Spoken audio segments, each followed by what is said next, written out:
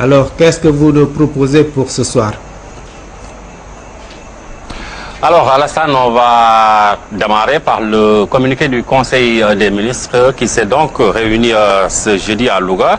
C'était sous la présidence du chef de l'État, son Excellence Monsieur Macky Sall, président de la République. Louga consacre ainsi la reprise des conseils des ministres délocalisés après la pause observée depuis la 4e réunion organisée à Diourbel en juillet 2012. Avant de présenter sa communication au Conseil, le président de la République s'est réjoui et s'est félicité de l'accueil chaleureux qui lui a été réservé par les populations à Louga et sur tout le long de son parcours, en particulier à Mékhé et Kébémer. La mobilisation des populations marque une affection certaine à son égard, a déclaré le président de la République, mais elle traduit surtout les fortes attentes placées en lui par ces mêmes populations. Il a félicité toutes les autorités administratives et politiques de la région et de la commune.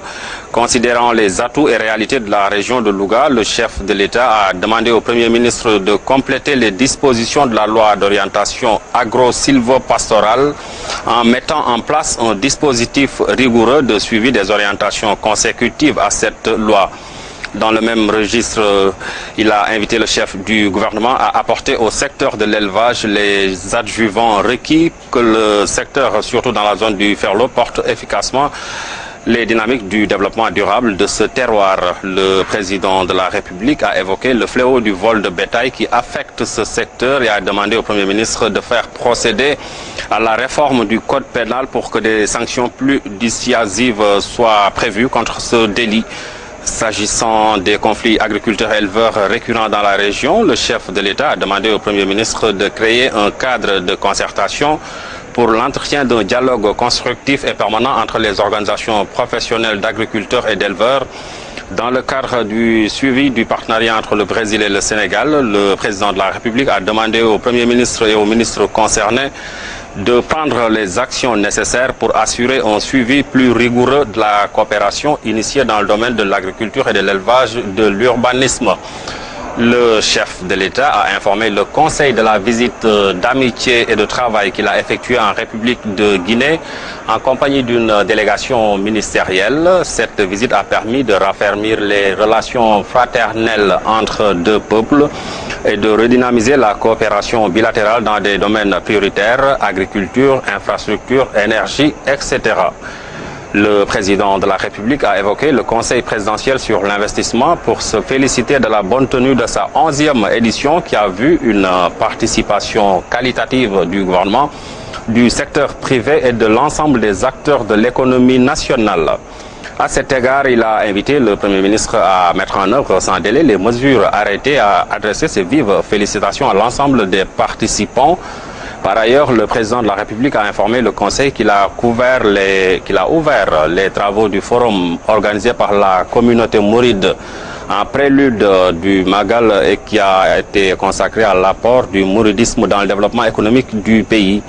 À la suite du chef de l'État, le Premier ministre a rendu compte du déroulement des travaux et des résultats du Conseil interministériel. Il a ensuite soumis ces résultats à l'approbation du Conseil des ministres. Ainsi, le Conseil a confirmé les mesures préconisées dans le cadre du programme triennal d'investissement public, le PTIP, 2013-2015, qui vient d'être approuvé par l'Assemblée nationale.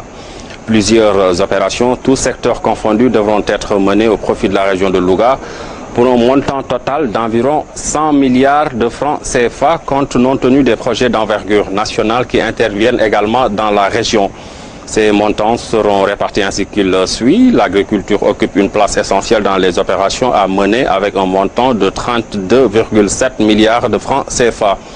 Pour l'élevage, les investissements prévus sont estimés à 6,9 milliards de francs CFA, alors que pour l'environnement, c'est dans l'ordre de 9,2 milliards de francs CFA.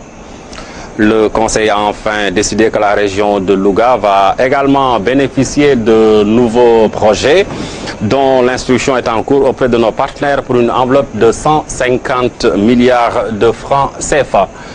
Au titre des textes législatifs et réglementaires, le Conseil a examiné et adopté un projet de décret portant création et mise en place du comité de pilotage de la concertation nationale sur l'avenir de l'enseignement supérieur. un projet de loi complétant et modifiant certaines dispositions de la loi numéro 74-52 du 4 novembre 1974 relative à la fête nationale et aux fêtes légales modifiées. Le Conseil a pris les mesures individuelles suivantes.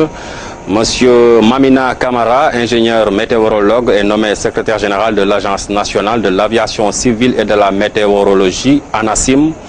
Madame Magatlo Bodjan, médiateur pédagogique, matricule de solde numéro 512-912D, précédemment directeur de l'administration générale et de l'équipement du ministère de la Culture et du Tourisme, est nommé directeur de l'administration générale et de l'équipement du ministère de la Culture.